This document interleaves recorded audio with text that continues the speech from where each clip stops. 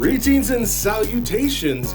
You are watching episode number 7 of PopGoesVR. My name is Danthol. I'm here with my co-host Ryan. How's it going, Ryan? I am doing all right, Danthol. I don't know, pretty mellow weekend. My wife and kid just left for a camping trip. I stayed behind to work and tend to the house, and I hate camping. So I've got the next few days to myself, and I haven't had this many days in a row to myself in a while, so I plan on enjoying them thoroughly. How about yourself? I am just enjoying being in a self-quarantine. I don't know if I'm sick or not, but I just stay home all of the time, and I get angry when I go outside. I went to Home Depot to get just like some screws to put handles on cabinets in the kitchen, and first thing I see this guy, and he's not wearing a mask. And I'm like, put on a mask, a-hole. But I said the whole word. And I'm like, I have this weird thing, like a Tourette's, like people at Home Depot not wearing masks, Tourette's, to where I just spew things out and I say things. It's just, this whole Corona-19 thing sucks. Like, every day is a record-breaking day, or it's like, oh, it's the second highest day, and yesterday was the second highest day. So my life is in turmoil. I'm unemployed still. I'm giving you way too much information here. I'm telling you my whole story about life and everything, and you don't care. But I'm not wearing my glasses today. I don't care. I'm going to be getting surgery in my eye here soon, so I don't have to wear glasses anymore, and then I won't have to wear glasses on the show. But the ring light thing on my glasses reflecting is annoying. Is this a show about virtual reality? It is. And it's a show about virtual reality in virtual reality. I gave myself a little bit pause there so I can put an echo effect on in post, and it sounds neat. I wish I can do that for you live. Today's episode, we're going to be talking about a thing that we've been avoiding for a while. Ready Player One, the novel. I don't have my copy. I lent my copy to a friend to read, and he hasn't given it back. The copy I got came along in my Loot Crate. It was a Loot Crate free book, and I was like, what's this? This looks neat. And I read it, and I'm like, oh my God, this is my favorite book ever. I mean, I read a lot of books, and there's a lot of, but it's my favorite VR book, and I've read a couple VR books. I love it. It's great. Tell us about Ready Player One, Ryan. Okay, so I'm sure many of you have heard of the movie. Obviously, it's based on the book by Ernest Cline. It was published in August 16, 2011. The audiobook was released the same day, narrated by Will Wheaton, who also gets his own shout out in the book, which is kind of a funny chapter to hear. I just recently listened to Will Wheaton read me the whole book again. I obviously read it the first time many moons ago before the movie came out. And like I said, the movie came out, March 29th, 2018? 2 years ago already? That doesn't make sense. No, that doesn't make any sense at all. And we're getting a sequel, which we will talk about towards the end of the episode. But a book sequel, and more than likely a movie sequel is coming November 24th, 2020 for the book, and obviously the movie, that's years away. So yeah, that's all the dirt you need on Ready Player One. So do you want to go through the synopsis before we just break down this thing? And by the way, guys, there's going to be spoilers galore. This is spoilers galore. This is a discussion about the book, everything we like and hate it. So if you haven't read the book or you've seen the movie, no, you should buy the book and read it now. And now we're going to discuss all the wonderness that is Ready Player One. Yeah, we're talking presently, I think, to an audience of about 20 people that are watching the shows. So don't get a little bit too much, spoiler alerts. Trust me, if they're watching this, don't disincentivize them to stop watching the podcast at any point. We need minutes, and we need our abandon rate sucks because our shows are too long and they're podcast and VR and stuff like that. No, spoilers and stuff like that. We're going to be talking about details of the book. Not a whole lot. I mean, we're only here for 20 minutes at most. But Ready Player One, 2011 novel. It was like, I think it was the last book I sat down and actually read. I didn't read it until like 2016, I think. 2015 or 2016. Same. Whenever it came in the loot box, I'm sure I can look that up on the internet with a moderate amount of research. Anyways, yeah, it's a book about a kid, Wade Watts, who is in the future, who basically lives most of his teenage life and young youth life in virtual reality. The world has gone to absolute crap, and everybody's broke and living in stacked up trailer homes, and he's poor and he's bullied. But in virtual reality, he has empowerment. He can do things. He can learn. He's smart in VR. He can socialize and be more himself in VR. And he discovers other people that are the same way, that are completely not able to live a life in the real world anymore. And it basically, a significant chunk of the human population now lives in a virtual reality for more of their awake hours than their sleep hours, it seems. Kids go to school in VR. You work in VR. You can go on vacations and travel in VR. That's the stage that's set in this post-apocalyptic almost novel with the virtual reality technology. Wade Watts is a nerd. I mean, he's this dorky kid, super shy, obviously antisocial. He mentioned his acne. He's overweight. They go through all the tropes of your typical nerd. So of course he finds escape in the Oasis, the VR world, where he can kind of be a more improved version of himself. At least that's how he looks at it. He can escape. No one knows how he is in the real world. The fact that he's super poor, living in these stacks. I mean, they do know there are hints of his lacking money. Just as the fact he only goes to the school planet. The whole VR universe is built up of planets. Each planet kind of has its own theme. So he's on the school planet, where it's just a series of identical schools, and all the kids all around the world who are in this thing go to school in VR. And that's how he lives his life. He can't really afford to do much else. Everything in the Oasis is still kind of monetarily controlled, so you need some funds to kind of get out of that initial block to actually travel. Just traveling the Oasis costs money. Buying any items costs money. You can earn stuff, of course, like an MMO. But he's kind of stuck. He's at the beginning of this novel. He's very much stuck, but he loves and lives in the Oasis. And then, obviously, we know Halliday's Easter egg hunt.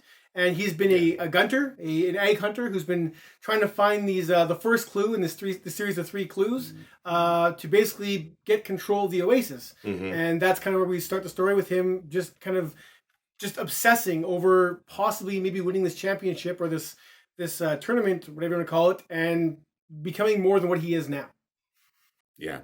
So this has juxtapositions of a couple different stories that you can identify with it. The Charlie and the Chocolate Factory is one of the clearest comparisons. It's a contest. James Halliday, the inventor of the Oasis and billionaire, just this, almost, antisocial, autistic, to a level nerd who invents this new reality that everybody lives in. He dies. He leaves a contest that says that you have to follow these quests. You go on the quest to find the keys, the copper key and the crystal key, and you get the keys. And if you find the Easter egg, then you get control of the Oasis. You get control of this big a video game, essentially, that everybody in the world plays. So it sets off these almost, a quixotic quest, like Don Quixote. Quixotic. How do you say that? I'm saying that word wrong. I believe you're saying it correctly. Now, I wanted to say it, and what was you're that? Saying it correctly. That's how I say it too. So Quixotic quest. I'm like, ooh, I'm going to sound erudite and smart and say quixotic and say it correctly. And then I don't. And when I do, and then I question myself. Anyways, they go on. Everybody, all these kids become egg hunters. They want this. They want the power. They Charlie and their chocolate factory, but it's the Oasis. But it's more than that. It's not just a tour. They have to solve riddles and do things. And all of these riddles and all of these clues and the quests are kind of 80s tropes, things that James Halliday himself did when he was a kid. He wanted everybody to like the same things that he liked and enjoy those. And he wrote in his journals all of the time, all of these things while he was making games and all of these references. So there's this things that's like this holy grail, Anorak's. What is it? Anorak's. I had it in the notes. Anorak's Almanac, which we'll talk about more later in like the kind of trivia of the book later.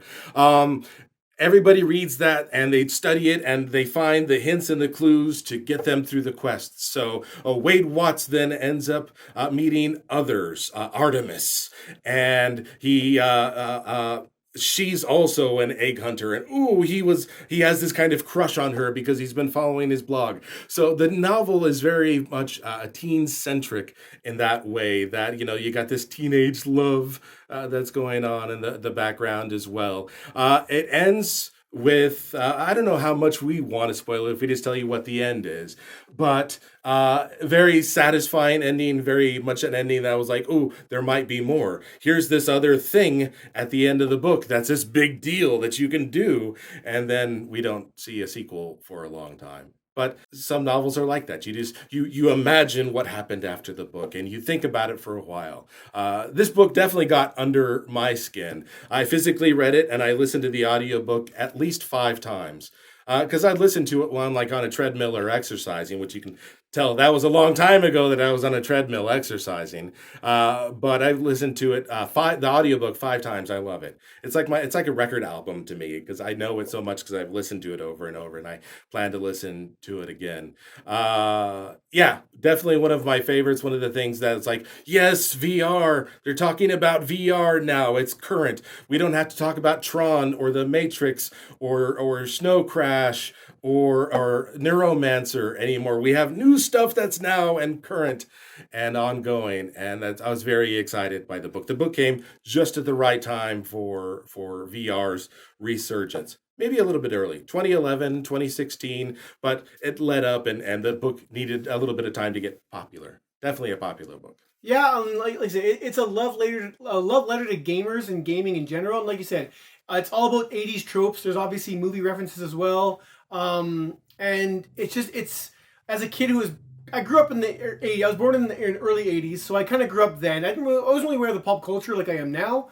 But just that gaming culture, it's captured so wonderfully here. And how Klein writes VR is so believable. I mean, not everything's perfect, but as far as haptic gloves and haptic suits and the VR treadmills, all this stuff does seem very current now, but developed. And seeing where VR goes in the future, like the year's 2035 in this one, I think, something like that, or no, 2045. Mm-hmm. Somewhere around the time, it's the tech is believable, and it's such a wonderful use of VR that I love it from beginning to end. This book the pacing is great. The character development is great. How they stay true to their characters from beginning to end is fantastic. The Gunter rules and how they just kind of stick to themselves and don't share what they know. That is very thematic, like throughout this. That they're friends, but they're not. It's to a point, and it's even the fact this is like. Not post-apocalypse, but it's like it's a bleak future, a global warming, energy crisis. This is all these things that we're talking about now, like it's a potential future, and it's so topical and so on point to what we're dealing with now with the fun of VR and the reality around us. It's an absolutely fantastic. It's a quick read. If you're a reader, you can blast through this book in a couple days, or Will Wheaton can read it to you in about 16 and a half hours, and he does a wonderful job as well. But yeah, like I said, it's a book, like you said in the notes here, it was written for me. You wrote that in the notes. It was written for me, and it does feel like that. It feels like our generation, ish. This is a love letter to us and VR enthusiasts, and for those who are curious about VR. It really is. It's not for just VR unit. Anybody can read this and still love it for what it is, which is a very awesome, fun adventure. So, what, if anything, didn't you like about the book? I mean, honestly, I liked it all. As looking at it outside in, though, it does get a little wordy as far as breaking down just some of the gaming elements in some of these older games and having to explain how Joust works or whatnot. It gets a little bit wordy. like I said, for someone who's kind of in the know, it's not a big deal because I can picture exactly what you're talking about. But if you didn't know what some of these games were that they're talking about in the game, because like I said, these are 40-year-old games now, or even older than that in some cases, you might not be able to quite picture exactly what they're talking about. It does get a bit techie at times. But besides that, like I said, it feels like a movie that was, or a book built to be a movie or TV series. And it didn't quite get there as far as the movie goes, but that's next episode. But it's a wonderful adventure. That's my only complaint really is the wordiness. How about yourself? So when I was a kid, I'm a roughly James Halliday's age. We're the same age, same whatever at this point. So I have some of the same experiences. Thus, it feels like the book's written for me. Like somebody was spying in on my life and said, "Write a book for Dan that he would like." And Black Tiger, Black Dragon is one of the games that back in the day that I used to be able to beat on a quarter. I'd be able to beat like Double Dragon and Midnight Runners and Black Dragon, Black Tiger, Street Fighter, Mortal Kombat. There was a couple games that, you can beat on a quarter, and that was one of them. So it's one I played a lot. They had it in a pizza parlor, and after I'd go to the bowling alley and play the video games they have there and get bored, I'd go to the pizza parlor and play the video games they have there. They didn't always like kids in there just playing games. It's like buy a pizza. The video games are for people who buy pizza.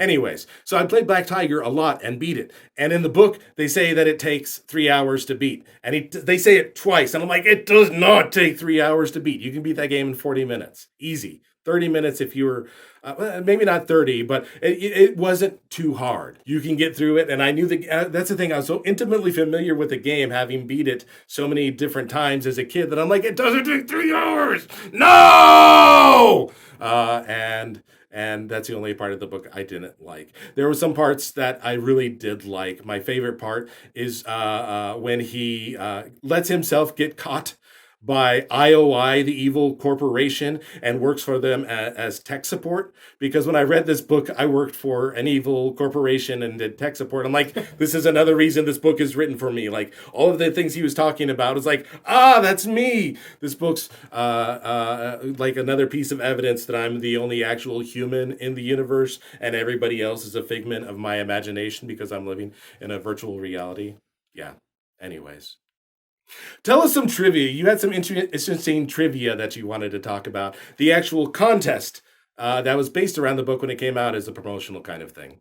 Yeah, so it's actually crazy because this was his first book ever released.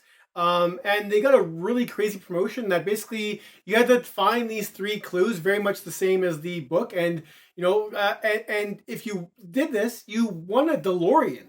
Which is a DeLorean. Well, it's a weird gift because they don't make DeLoreans. They thought they were gonna bring it back. So you're winning like an actual like 80s like Back to the Future DeLorean, right? So the first part you had to actually pull the clue out of the book. It was at anoraksalmanac.com or something like that, and you got to play an Atari 2400 game called The Stacks, which was like a Pitfall type game clone. And then from there it led to playing a second game online. And then the final challenge, you actually had to pick from one of several classic arcade or Atari 2600 games. And the winner, Craig Queen, ended up getting a new world record in Joust, which is very topical as Joust plays a very important role in the book, not so much the movie. And he won a DeLorean on live TV. It's crazy. It's absolutely crazy that they put this thing together for a first-time author for a pretty niche topic book, really, you think about the time. No one was talking about VR in 2011. And yeah, it's such a cool, weird promotion thing. And I really, with that in mind, and with the second book coming out, maybe pay attention for another even more extreme egg hunting promotion for the book, because I expect that to happen. Yeah. And I don't know if you can tell the room in VR. The detail's not great. Our cameras, we need to get better cameras. But I have here on the little shelf. This is a shelf that I use to put the sensors for the Rift and stuff like that. But anyways, I have the Adventure cartridge. Used with joystick controller. Yeah. The actual thing, that's the other thing. I played that game when I was a kid too. Love this book. Anyways, we're done talking about this. Ready Player One. I'm glad we finally had a conversation about that. Next episode, we'll talk about the movie, and we won't be as enthusiastic, but we'll still be slightly enthusiastic. Where can we find more out about you and the stuff that you do on the internet, Ryan? I'm the VR Grid. I run a YouTube channel, your website, and I'm the VR Grid on social media. So if you're trying to find me, it's easy. Hit me up. I love VR, play VR. Danthol, where can we find you? Yeah, for me, go to watchinvr.com. It's a website that basically just links to all the YouTube videos, and I have a couple blog entries. I need more blog entries. I need to write more stuff on the internet about us and promote us and get Google rankings and stuff so that we can get more than 20 people watching episodes of our little podcast VR180 experiment here. Yeah, watching VR. Thank you very much for the hand and footful of you who are watching. Have a good one. Goodbye. Yeah. Oh, and also go to the website at the bottom and subscribe and do the bell thing and give us money on Patreon and buy stuff from our Amazon stuff. Okay, help us out. Thank you. Goodbye. Please.